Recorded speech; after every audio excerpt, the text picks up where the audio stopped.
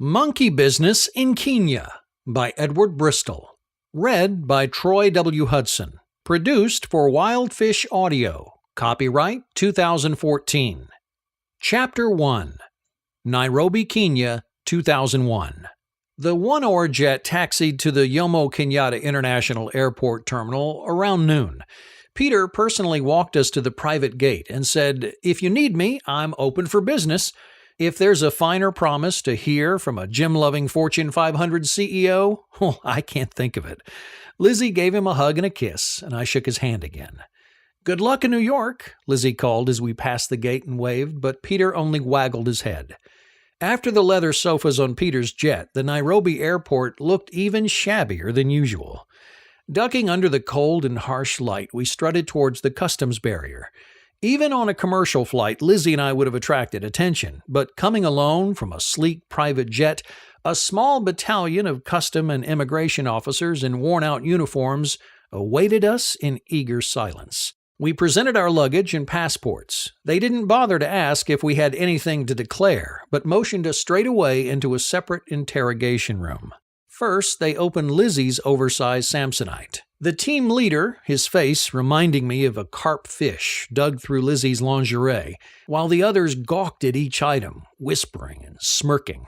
Lizzie watched them, her strong arms folded over her chest, patiently first, but with contempt and then anger rising in her face. I tried to make eye contact, but she ignored me. Finally, she put her hands on her hips, elbows spread wide, drew a deep breath, and in a sharp tone addressed the carp officer with a staccato of short questions. Now, my Swahili is limited, and I never got to ask what exactly she said. However, it was very effective.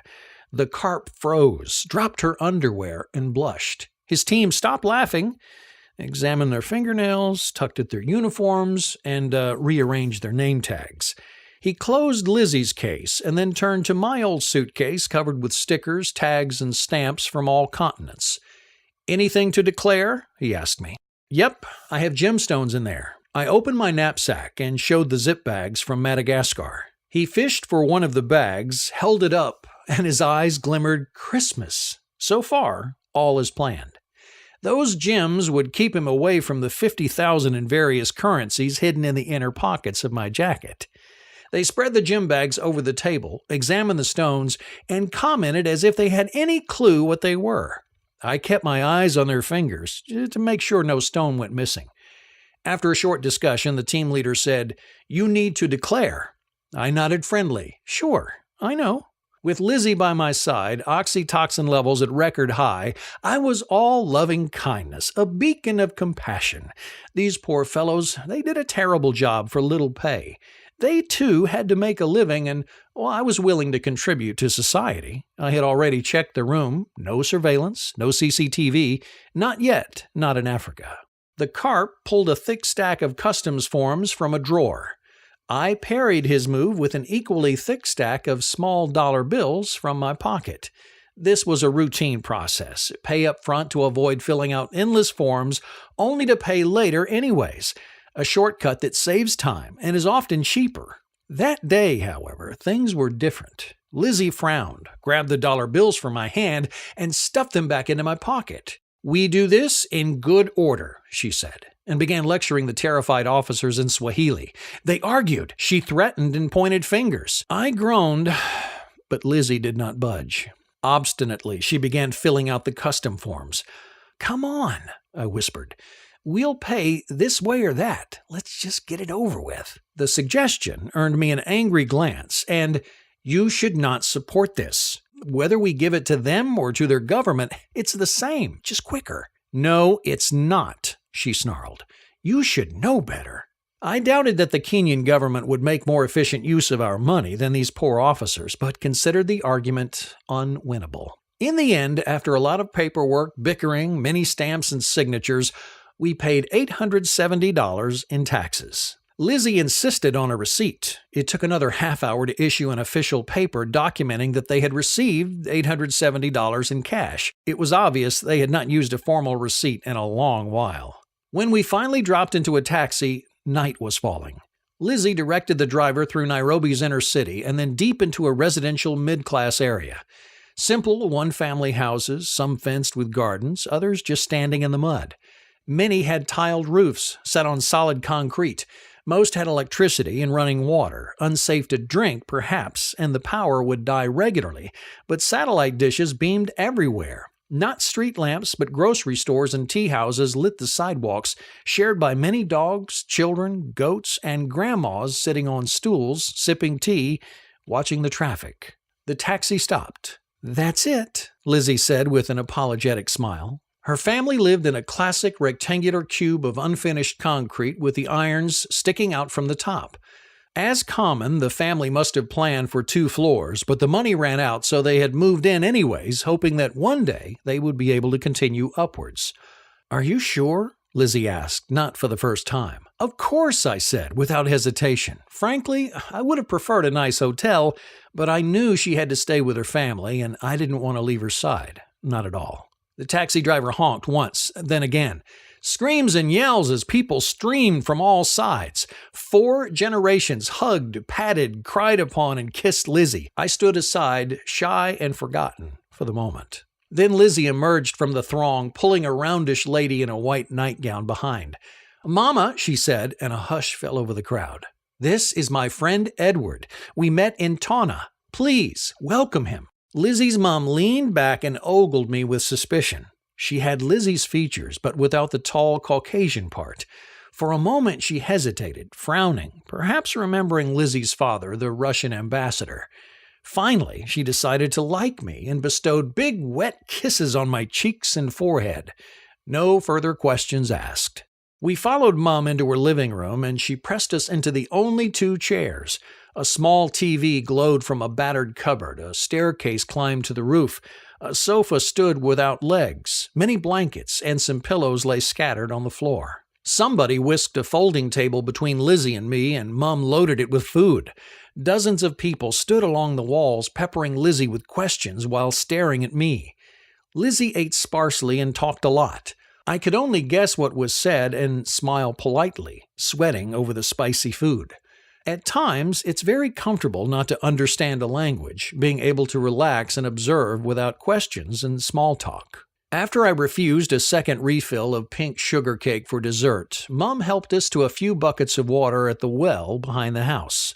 Finally, and with a broad smile, Mom showed us to the only separate room. The bed was tousled. A candle and a battered romance novel lay on a side table. "I sleep with the kids," Mom said in Russian accented English, then winked and pecked my cheek. I protested, but Mom was adamant. She would sleep on the floor with the kids. Lizzie recommended to accept.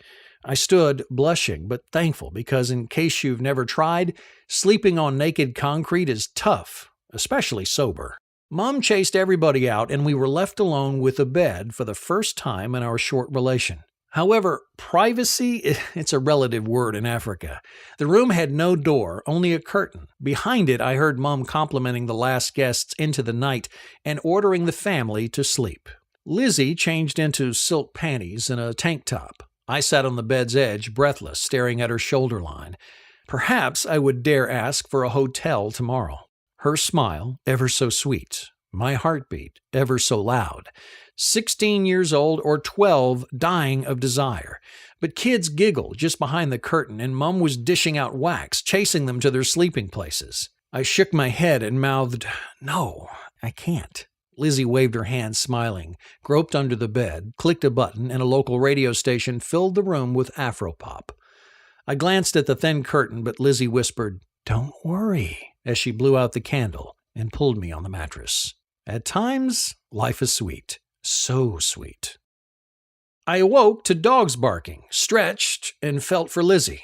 She was sitting against the wall, legs pulled up, quietly watching me with a sincere expression. Since the curtain was still closed, I snuggled up, but she called something in Swahili, probably, "He's awake," and immediately a tsunami of kids streamed through the door and onto the bed, trampoline jumping, screaming and laughing, filling the bed with a turmoil of black bodies poking and pulling at the blankets. I clutched my t-shirt, pulling it down, barely covering my personal items, and retreated into one corner, groping for my shorts. Lizzie swung her pillow and whacked one little kid straight off the bed. Others fought back. Under the bedsheet, I scrambled into my pants just as Mom stormed in and threw herself onto Lizzie. The bed moaned. I cowered into one corner, shying, until Mom grabbed me for a long row of her wet kisses. Later, we went outside where they had set up a table under a tree in the garden and began to fuss over us. World class. Tea, food, coffee, and questions. And more tea and more questions. Then the visits began. At least 100 people queued through the garden that day. Anybody remotely related to Lizzie had the right to visit and interview us. Mom functioned as a gatekeeper, and 2 athletic cousins did crowd control, leading guests in small troops under our tree, sitting them down and making sure they left after their allocated time slot. To each visitor, Lizzie handed out gifts. Some had a story to tell that led to an extremely urgent cash need for school tuitions, water bills, or medicine. Lizzie then discreetly rolled a few bills into the petitioner's hand, and off they went. Next, to others, we dispensed shampoo, toys, pocket calculators, pencils, maps of Africa, key holders, mostly PR giveaways from Madagascar. Lizzie had a suitcase full of the stuff. When the case was empty and still more visitors came, we began to give away everything else we didn't really need, like used airline tickets, old clothes, the empty suitcase, batteries, everything, anything. Lizzie also sponsored refill after refill of Mom's fridge for the visitors. Soft drinks, snacks, neon-colored sugar cakes, masses of ugali, grilled mutton, later, beer and local whiskey. During a quiet moment, Lizzie said, "We can't stay long. Too much attention. No good." I nodded. Nairobi, or as the expats call it, Nairobri, was not a safe place, at least not if you possessed anything of value. Sooner or later, the ripples of our generosity would stir the mud beyond family protection, and we had to be gone before the bad guys came to ask for giveaways. News of the Muzungu, who stayed with the assistant president of Madagascar, was spreading. "How long?" I asked. "Let's make a plan." We decided to stay 2 more days and then take the train to Mombasa and there rent a car. We could drive down the south coast, stop where we liked, and loosely aim for Voi, where Lizzie's uncle mined for Tsavorite, a gem combining the best of diamond and emerald. If you want to hear God laugh, they say, make a plan. The following afternoon, a shudder ran through the streets. Screams of surprise and fear pierced a sudden, unnatural quiet. We sat up, listening. Mum motioned through the window. "Haraka! Haraka!" her face anxious. "What's going on?" I asked, but Lizzie just got up when we ran inside. A crowd had gathered around the small TV, whispering, shushing one another. We stepped up, pushed through. I squinted at the fuzzy black and white screen and frowned. They were watching some odd disaster flick. An airplane flew into a burning skyscraper. Then my knees buckled. It was CNN. For days, we sat numb, incredulous, angry and ignorant, thinking of people we knew, friends, worrying about humanity on an unprecedented level. I tried Peter's cell, no lines available. I tried a friend in London, no lines available. The world stood still. Ironically, for the time being, we felt safe at Lizzie's family and decided to stay longer. Chapter 2. 10 days later, we sat on the old colonial train heading to Mombasa. We had left Nairobi with 5 hours delay. Standard delay. In the worn-out but romantic restaurant car, I asked Lizzie, "How much money do you have, all in all?" She stared, slightly frowning, and asked, "Why?" I pulled out a pen, counted for a few moments, and jotted down $80K on the back of our daily menu. "That's what I have, in dollars." I pushed the menu over the table. "Plus $110K worth in gems or rough. Perhaps we throw our money in one pot and start a business. Together." Lizzie leaned back, folded her arms, mustering me as if we had just met. For a moment, my heart went cold and my breath stuttered. But then her eyes sparkled, and she smiled. "What about your, what you did before?" she asked. "Well, no strings, nothing really. I was buying here, selling somewhere, nowhere. Did it pay?" "Yes, it did mostly, but then I was always broke on a high level, but always broke. Okay for me, but for, with 2, like, I don't know." I quit stuttering and probably blushed. "Don't say it," she helped with a smile. The waiter slammed the main course on our tables. "How about you?" I asked. "Do you want to go back into politics, admin?" She watched the passing Savannah. "Well, that's what I've studied for, to make a difference. And so, but," she blinked. "It's all a question of alternatives. Back in Tawna, we were lucky. Normally, I would have had to buckle under and smile and feel sick." With a resolute face, she took my pen, counted, and came up with 65. "I also own a nice piece of beach land south of Diani. My father bought it for me, 3 acres. It's worth a good deal more, but I wouldn't want to sell it, especially not now." "Yes, beach land is nice. Don't sell it." I sipped from my water. "That makes 145 in cash. Enough to start something." She held my gaze for a moment, then we stared out of the window over the endless wilderness with the sun gleaming orange on the horizon. We didn't speak for a while. As the waiter cleared our table, Lizzie said, "That land in Diani? There are 2 houses. One is occupied, leased out long term. The other is free, but no furniture." I thought of my huge but empty apartment in Berlin, a rental I shared with an always broke DJ. Berlin was dead cheap those days. Lots of real estate in the communist East. How about Berlin? I have a big flat there. Good infrastructure. Nice city. Lizzie shot me a glance that was half irritated and half apologetic. "I only have a Kenyan passport. More than 4 weeks tourist visa is difficult for me." "Oh, yeah, I'm sorry," I said, and meant it. "Not your fault," she waved her hand. "No Russian passport?" "No, Dad was not official, remember?" I nodded slowly, a sudden lump in my throat. "Then we have to stay in Africa." Her eyes glittered a challenge. "If you want to be with me, yes, we must stay here." "Is that very terrible?" Africa wasn't my dream for permanent residency. I glanced at Lizzie, and she knew. With a sarcastic smile, she added, "Or you must marry me." "No, I will not marry you for immigration," I said, too loud and with a pained laugh turning the heads of our fellow diners. "Any other reasons?" she asked, a sharp edge in her voice. "To marry you or not to marry you?" She reached over the table and quickly punched me between the ribs with her knuckles in kung fu style. A glass of wine spilled. I groaned. Everybody stared. A waiter ran to clean the mess. "That would then be marital abuse," I tried to laugh. "It's not funny," she snarled. I took her hand and whispered, "No, sorry, it's not funny, really. My mother married for immigration and regretted it every time. It's a bad omen." She tried to pull her hand away, but unconvincingly, so I held tight.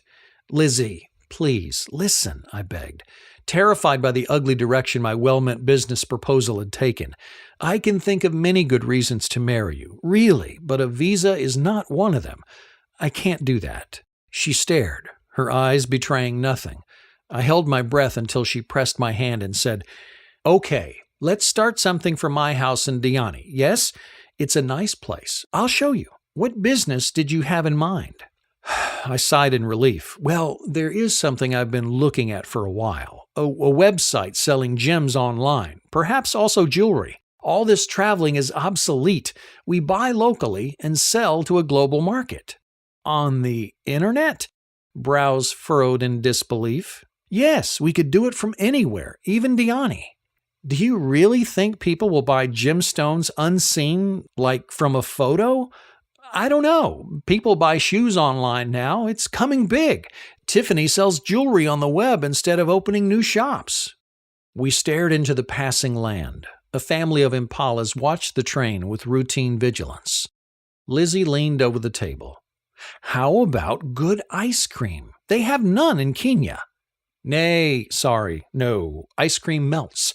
Perishable goods are very stressful, and I know nothing about food." "Yes, true, I like to eat it, but that doesn't help much."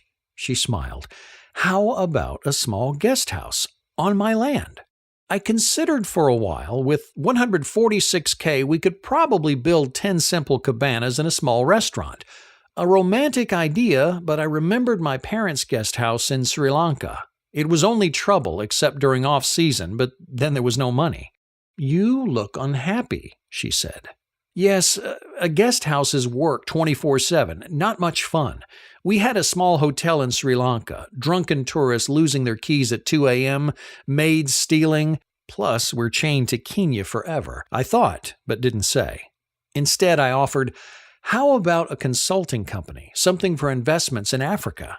We rent a nice air-conditioned office with a view over the harbor in Mombasa, live on the beach, and sell development projects. You must have contacts. Now, Lizzie looked unhappy. No air-conditioned offices, please. That would not be much of a change for me. I like gems better, and jewelry. Later, after dessert, I asked the waiter for an old menu to write on. Reading out aloud and waiting for a nod from Lizzie after each point, I listed on the back of the paper, 1. Lizzie and Ed agree to a joint venture, e-commerce with gemstones and jewelry. 2. Lizzie contributes $65K cash. 3. Ed contributes $80K in cash. 4. The business will use Lizzie's land in Diani. The land remains in Lizzie's ownership. 5. Ed contributes a basic stock valued at $110K. Those gems or their value remain in Ed's ownership. 6. Profit and loss will be shared 50-50. I signed and added 22/09/2001, Nairobi to Mombasa. Lizzie signed, we shook hands, big smiles, I was happy, she too looked happy. I folded the menu into my pocket and said, I'll make a copy in Mombasa. This is going to be valuable memorabilia when we go public in 10 years, Lizzie said, and we laughed. Back in our compartment, I asked, your place in Diani, is it safe? Lizzie waggled her head. Well, it is tourist country. The police go after robberies and violence. That's bad for business. Drugs and prostitution's okay, but not robbery. What about those cops who rent out their uniforms and guns at night? I think they got caught, she said. Are you sure? No. In Mombasa, we rented a battered Suzuki Samurai with no roof and no suspension. Every street bump slammed straight into our spines, soon providing me with a nice headache. A piece of razor-sharp metal protruded from where the door handle must have been. The sun boiled our brains, and we breathed the unfiltered black fumes from passing trucks. It was the best car they had available. Mombasa is an island with only 2 bridges, both connecting to the north. The bridge to the south has been planned since 1955 but was never built, despite the fact that the main tourist area has developed in the south. Instead of a bridge, a chain of rotten ferries carry an ever-growing mass of people and vehicles to the southern mainland across Likoni Channel. The ferries sink from time to time and are much beloved by the local shark population. Lounging safely in one of the air-conditioned tourist buses, the ferry might look adventurous and fun, but if you sit like we did, unprotected from the stabbing sun, tightly wedged between other cars and hundreds of sweating bodies, the adventure soon fades, especially after the 10th crossing. To increase my discomfort, a gang of bloodshot-eyed young men took interest in Lizzie, pointing and laughing. Lizzie stared back. I feared she was going to pick a fight. They grew louder, making obscene gestures. Leave them alone. Ignore them, I hissed. Lizzie gave me one of her hard-as-nail looks and then stood up. I wanted to pull her back, but she resisted and raised her index finger at the gang, followed by a barrage of curses. Roaring laughter from all sides. Public transport is boring, so the whole ferry watched on.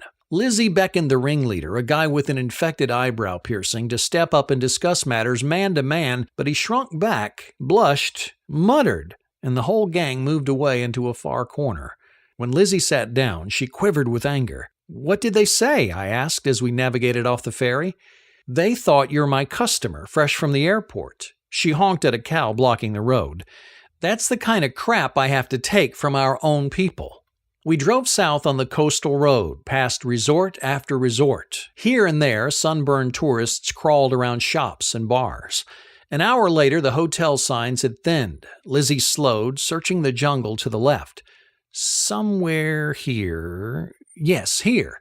She turned and we bounced down an unmarked dirt road. At the end of the path, I smelled the ocean. Kids ran up. We asked them to guard the car, promising a reward if all was in good order upon our return. To my surprise, they picked up stones and sticks and formed a cordon around the car, scowling into the trees. As always, Lizzie carried her Halliburton and I kept the knapsack with the gems on my back. A trail led through blazing green grass under ancient coconut trees and towards a white beach with blue water sparkling peacefully. In the distance, behind the outer reef, waves broke in white thunder. "It's beautiful," I said, and Lizzie nodded proudly. 2 houses stood left and right. One was shuttered closed, the other was a study in flowers and plants. As we halted, mesmerized by the scenery, screams came from inside the flower house. A baboon swinging a pink teapot in one paw jumped through the window and swung onto the roof. There he stopped and watched a Great Dane dashing from the house, barking, followed by an elderly European woman cursing. The monkey sneered down at them, held the teapot over his head like an Olympian, and let go a triumphal howl. The woman picked up a stone, hurled it at the monkey, but missed by a mile. The baboon sort of laughed and waved his teapot. The teapot's lid came off, rolled down the roof, and destroyed itself on the small concrete porch. As the lid splintered into 1,000 pieces, the woman snarled and picked up another rock, but the monkey was gone in a flash, disappearing into the thick jungle. Only then did the Great Dane notice us and barked our way. The woman turned, flushed red with anger, and seeing us, immediately broke into a long lament and rows of partially incomprehensible curses. "The beast stole my teapot, my mother's teapot. What does a stupid monkey want with a teapot? Damn if I had a shotgun. I'll get one, I swear. This was the last time." Finally, she stopped, her anger exhausted, squinting at us like a very short-sighted person, focusing on Lizzie. Lizzie raised her hand. "Hey, Elizabeth, it's me, Lizzie." Still unable to see, Elizabeth came closer, slowly, until her face lit up. Ellie screamed, "Lizzie!" Lizzie screamed, "Ellie!" Ellie stormed at Lizzie, and the Great Dane stormed at me. Luckily, with only my knapsack, I had both hands free, yet I barely managed to keep upright as the calf-sized dog slammed into my chest and licked my face. The women hugged and squeaked, kissed and squeaked again. I walked down to the small beach. Pristine white sand, shone sprinkled with shells, green coconuts, and ivory-colored driftwood. The Great Dane followed and threw itself into the sandy shadow of a palm tree, slavering happily, watching the soft waves. With the tide flowing out, the protected water between the outer reef and the beach lay calm and clear as a tropical aquarium. Colored fish zipped around corals. I dropped into the sand with a sigh. A nice beach gets me again and again. The Great Dane got up and strolled over, pressed its huge head against my shoulders, and looked at me with sagging eyes. "Nice, huh? Love it too." Then I remembered why we were there, that this perhaps was my new home, headquarters of our future e-commerce company. I looked back to the empty house. 1 living room with 2 or 3 bedrooms. Square, practical, but as all things unused here and exposed to the sea, in bad shape, needing not only a paint but serious repairs. This was going to cost money. Money! Worries swamped my brain, and the beautiful beach disappeared. My headache returned, and the knapsack suddenly felt heavier. A buzz from my cell phone disturbed my worries. No caller ID. I took it anyways. "Ed? Ed? Peter here. Still alive. Peter, are you in—" I couldn't say it. "Yes, my jet is grounded. Static on the line. 4 seasons. Just wanted to— More static. Talk later. So glad you're okay," I yelled, but I wasn't sure he heard. The line was dead. I went back to Lizzie and Elizabeth. They stood waiting for me, and the Great Dane following behind. "Edward, this is Elizabeth," Lizzie said. "She's a friend of my father's cousin. She's been taking care of my land here." Elizabeth stretched out her thin but strong hand. "Ellie is fine. Welcome to Diani, Edward." "Ed is fine," I said. "Nice beach you have here." Ellie placed us on the terrace for a tea. In lack of a pot, she used a water pitcher. She was a pleasant person, around 50, natural, a bit eccentric perhaps, but like most expats in such places, she didn't seem to be a lunatic or a crazy alcoholic or such. She laughed a lot. The only serious topic, no laughs there, were the monkeys. She was obsessed with those wicked devils, as she called them. Not the usual black-faced velvet monkey, but real big baboons with big teeth and strong arms. They had appeared a few months ago, terrorizing the area, stealing anything and everything. A restaurant manager had shot one and hung him in the tree half dead. A success, sort of. The monkeys didn't go there anymore, but neither did the tourists. The Great Dane, she was a girl, followed me like a duckling and laid her head in my lap as soon as I sat down. I liked her too, even with the wet slobber she disposed on my trousers. "Why don't you scare the monkeys?" I asked the dog and patted her on the head, producing a hollow sound. "Never! They sneak up on her when she sleeps and pull her by the ears, those wicked beasts," Ellie said, and then disappeared into a hysterical fit of laughter. This was Ellie's one annoying habit. She laughed long and loud, mostly about her own jokes, shrieking and slamming her thighs even for only remotely funny remarks, completely oblivious of her surroundings. During the first hour, we joined in, being polite, laughing with her, but it got very tiring. She didn't seem to mind, however. At times, she alone neighed and snorted while everybody else sat uncomfortably quiet, waiting for her to stop laughing so we could get back to our conversation. I pulled the dog's head up, needing both hands to move the giant skull, looked in her sagging eyes and said, "You have big teeth. They're just monkeys." She looked at me with a tender expression, tail wagging and slobber dropping. "Brunhilde has no clue what teeth are for," Elizabeth laughed some more. "She scares the living hell out of the blacks, but not the monkeys. They know she's harmless." "Brunhilde?" I turned to Ellie. "You're a Wagner fan?" Ellie nodded and pointed to a stack of vinyl records in the corner. "The last connection to my own culture. But now I'll need a locked cupboard because of these damned—" She stopped herself and said, "Enough of my world-shattering monkey problems. Now tell me, what are you two doing here?" I looked at Lizzie, not sure if we were ready to talk about it. But Lizzie was ready. "We're starting a business." Lizzie cast a happy side glance at me. "Together." "How romantic! Where?" Ellie clapped her hands. "Here," Lizzie said, matter of fact. "Here?" Ellie scowled in disbelief. "Da, this country is, well, you know it." She looked at Lizzie, then at me. "It's not easy. You've studied economics and all. What business can you do in Kenya?" Lizzie giggled. "Not only here in Kenya. I meant here. Lizzie waved at the other house. Ellie stared, baffled, and then screamed, "Really? Here? That would be wonderful." The women jumped up and hugged. Brunhilde barked over the table. The teacups fluttered. Later in the afternoon, we were driving down the coast road again. Lizzie said, "Brunhilde really liked you, huh? You have a way with women." "We'll need a fierce guard dog if we start business there," I said. "Yeah, with those wicked monkeys," she smiled. "How's Peter?" "Stuck in his hotel, I guess. Can you imagine if a guy like Peter can't get away, what chaos there must be?" "Beyond my imagination," she shook her head.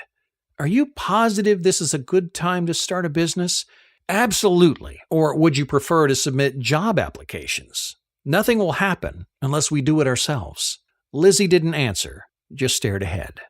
After a while, she said, "You know, we could also lay low here in Diani with the cash we have. Easy living for a year or two. Later, we could see what to do. Sit on the beach for a year? No, I get seriously bored. No good. Let's have a holiday, and then we start working." "Yeah, you're right. I know a nice resort in the hills." She touched my knee. "Let's go."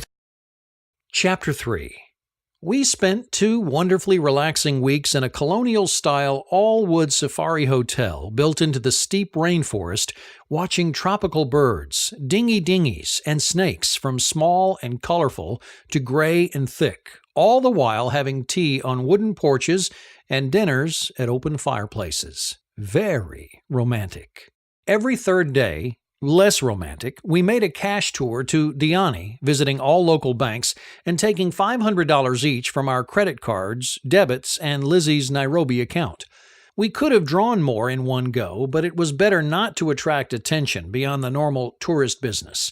Each tour we gathered around $10,000, or rather a small plastic bag filled with wads of 200 and 500 Kenya shilling notes.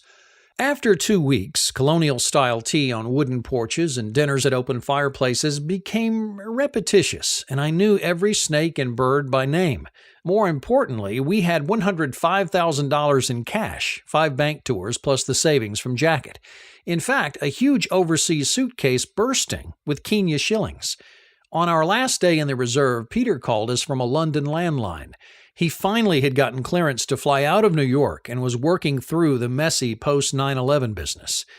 "We're going on a buying tour into Savo. Can I bring you something special?" I asked. "Yes, but only very special." I figured. "Anything in particular?"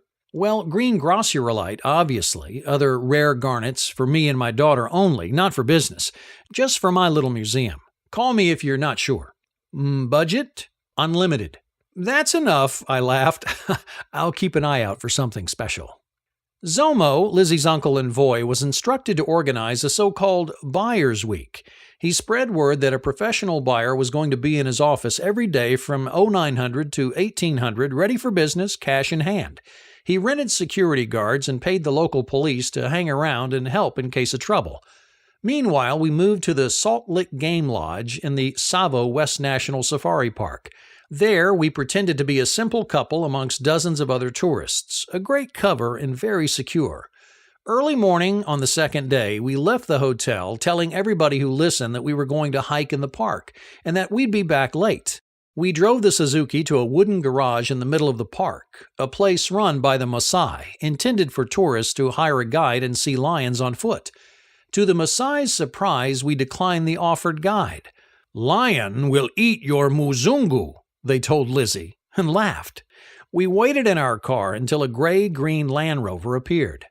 Lizzie greeted Zomo, the uncle from Voy, a good-humored man without a single hair, assumingly a genetic defect. We exited the garage in Zomo's Land Rover, thus breaking the connection between the tourists from the Salt Lick and the gem buyers in Voy. When we arrived at Zomo's home, a prosperous villa by local standards, more than 100 men, no women, filled the inner courtyard. Everybody jumped up and pressed forward. We came to a halt in a sea of bodies waving bags and boxes with gemstones, holding up crystals and rocks. My skin tingled with a hunter's anticipation. For a change, Lizzie looked scared. "These are all just miners, traders. Don't worry, it's always like that," I said. "This looks like a riot," Lizzie whispered. Zomo honked, inching his car on, the security guards threatening the crowd with sticks, and slowly we made it to the entrance. There, we ducked from the car straight into the main house like movie stars chased by paparazzi. People jostled for position, but nobody was allowed in, yet. In the office, I sat behind a big wooden table, Lizzie by my side, Zomo and his accountant behind. Zomo was going to get 5% off every deal, payable by the seller. When all was ready, the tea hot, the pens working, money secured in locked drawers, dishes filled with water to wash rough, torches loaded, tweezers, lenses, pocket calculator, bags and boxes at hand, Zomo opened the door. The first seller was a miner with hands like shovels, including the dirt. He smiled with a row of immaculate white teeth and emptied a bag of rough Tsavorite onto the table. I picked up the first stone, cleaned it in water, and shone a strong light through the gem to detect inclusions or cracks. One by one, I sorted through the pebbles, dividing them into desirables and duds. I explained every decision to Lizzie, showed her good colors, clean pieces, nasty inclusions. She nodded bravely, though I was sure she could only understand half of what I said. The miner sat across the table, smiling, patiently watching my every move, every facial expression, as we discussed his gems. After half an hour, I declared 15 of his rough as undesirable and pushed them back towards the miner. The remaining 10 pieces I pulled closer to our side. Amongst these 10 good pieces, there was an exceptional 3-gram rough with a glass-like body and an electric glimmer inside. It would cut to perhaps 5 carats, a considerable size in Savorites. I pulled the good 10 closer to my side of the table. "Those I might take. How much?" "Take all," said the man, pushing the bad 15 a few inches into my direction and sweeping his hand over the 2 piles. Understandably, he wanted me to buy all, not only his best, but I'd end up with a set of cheap cabochons. "No, only these 10, please. How much?" I asked again, and pushed his 15 an inch back. He frowned, examining the good 10, holding each stone against the light, and dang! Selected the 3-gram rough which I wanted most and moved it a few inches to the side, still within my reach but separated from the other 9. He knew his business. Now we had 3 separated items to negotiate. He smiled his big white smile and pointed at the 9. 600 for those. How much for all? I motioned for all 25. His face lit up. 2,000 for all. I threw up my arms. Impossible! I can't! Pure show. He picked up my favorite, held it up, and proudly said, "This alone is 1,000. Take the whole table for 2,000. I can take all for 1,500. Half are no good." He groaned in despair, pulling his hair. Show!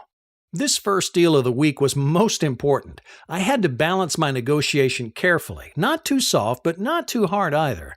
This man was going to give the first news to those waiting outside. If the others thought me a soft-skinned Muzungu with too much money to burn, we'd be having a hard time with every deal and end up paying too much all week long.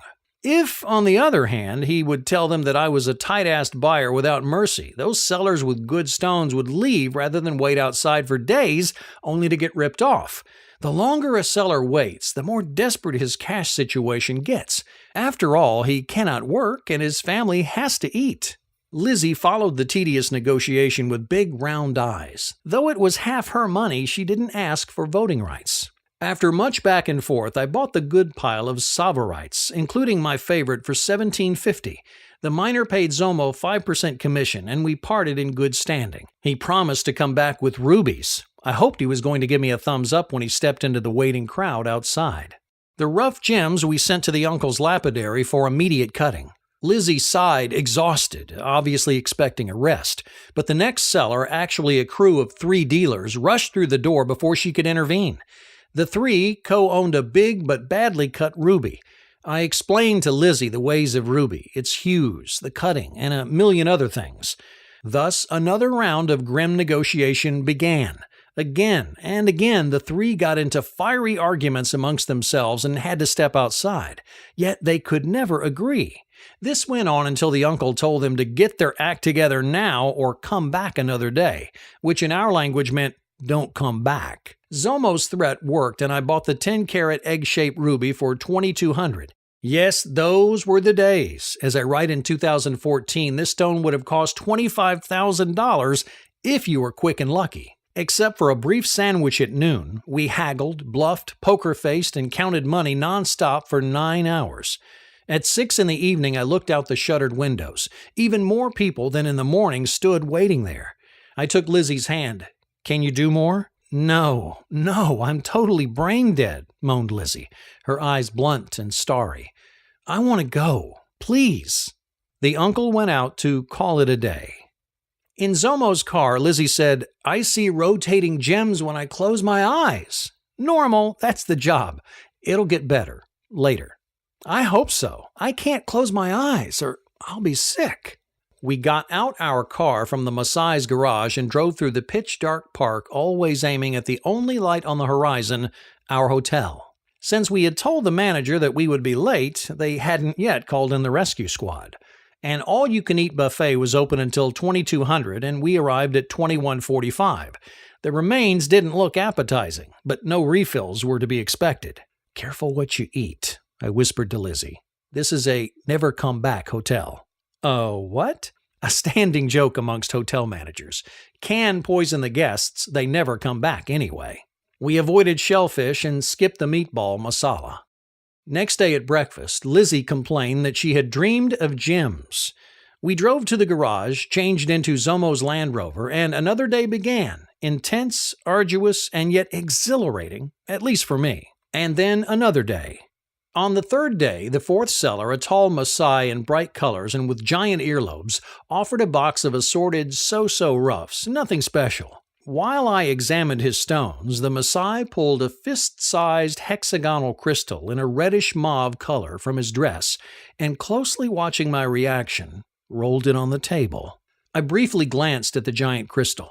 Nerve ends sizzled, and I longed to touch the stone, but I ignored the impulse, forcing myself to continue with the other roughs in due order. Any extra attention would double the crystal's price. Lizzie, however, pursed her lips, took up the crystal, studied it, and asked something I can't remember. Perhaps for the first time, I ignored Lizzie's question. The Maasai immediately caught the irregularity and smiled knowingly. I had made a mistake, but it was too late. Cursing inwards, I worked through the rest of the box. Lizzie put the rock back on the table and shrugged. After selecting a few roughs for negotiation, I took up the big crystal.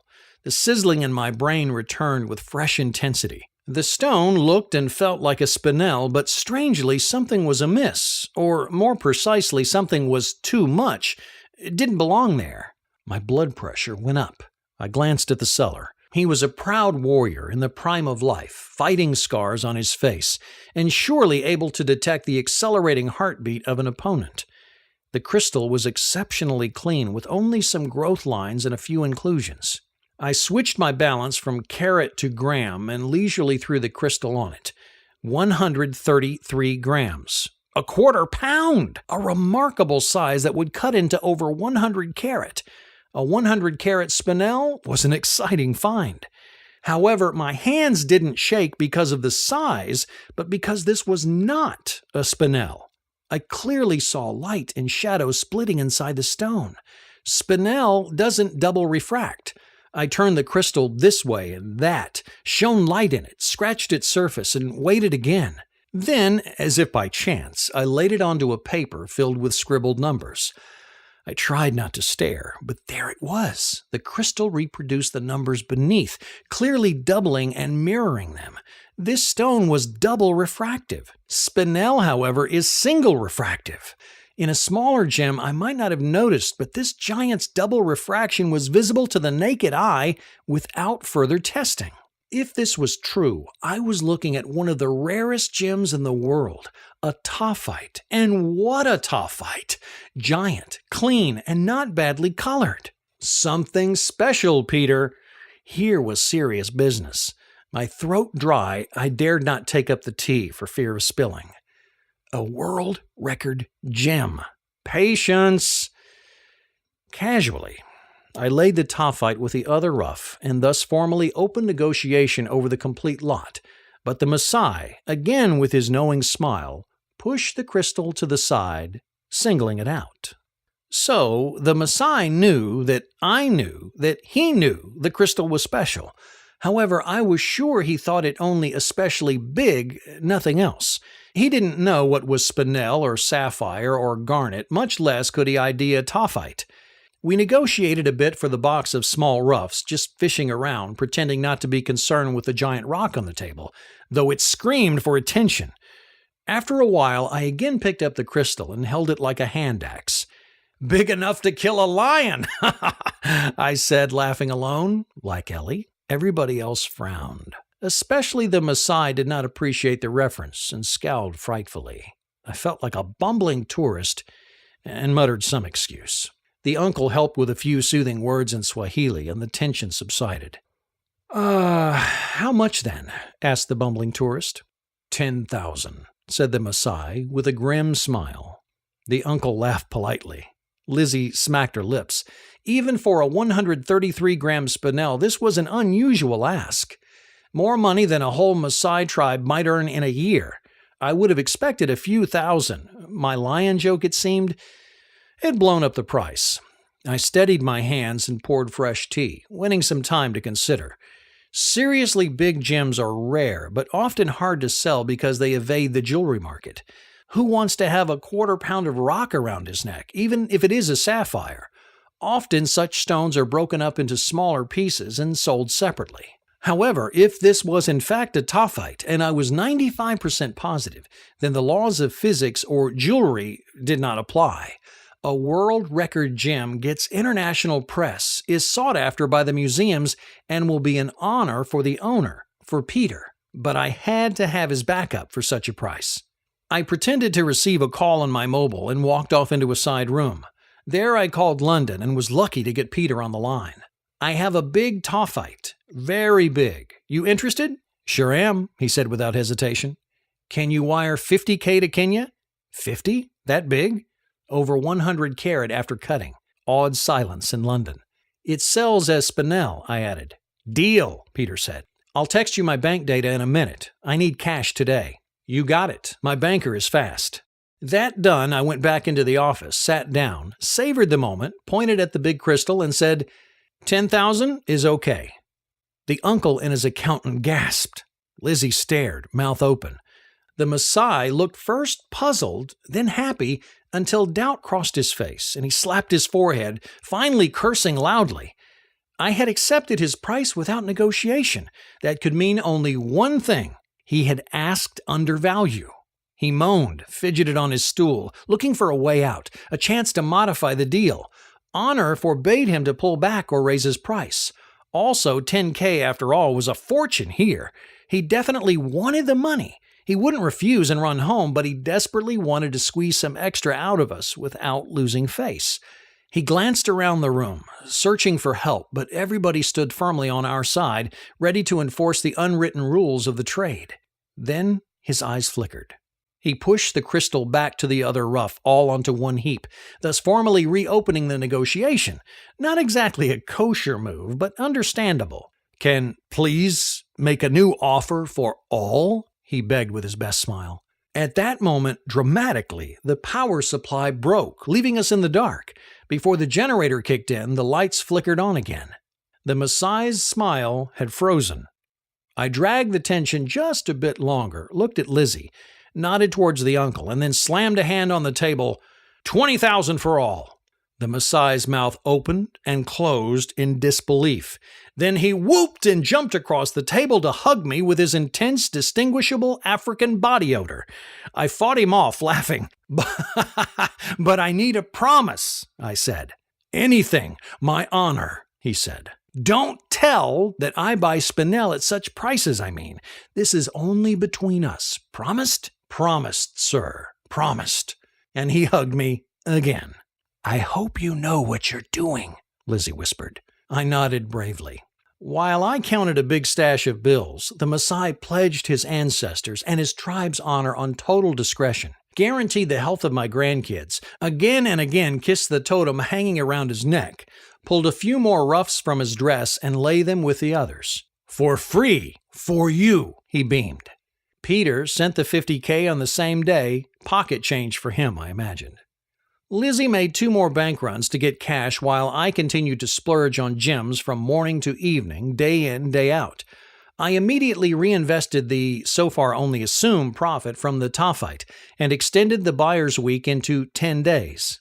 Once in hunting mode, with dozens of sellers lingering in the uncle's courtyard, I, like a compulsive gambler, couldn't stop buying until the money was gone. Contrary to the always unfortunate gambler, however, the gem dealer keeps the loot, and if he's a good buyer, he'll make a profit and go on new binges. Thus, the circle closes into a lifetime of high-intensity buying, followed by near-death experiences with empty bank accounts and bare survival until enough sales justify the next buying trip. A cautious gem buyer, perhaps an oxymoron, might have stacked away Peter's money for a rainy day, but then a cautious person may never become a successful gem dealer. When we had only $6,000 in cash left, Lizzie began pestering me to stop. Down to $5,000, I finally tore myself away. We had bought a fine selection of gemstones, from the odd yellow citrine to venomous green tsavorite to steel blue and green sapphire, from stones retailing for a mere $100 to very expensive rarities.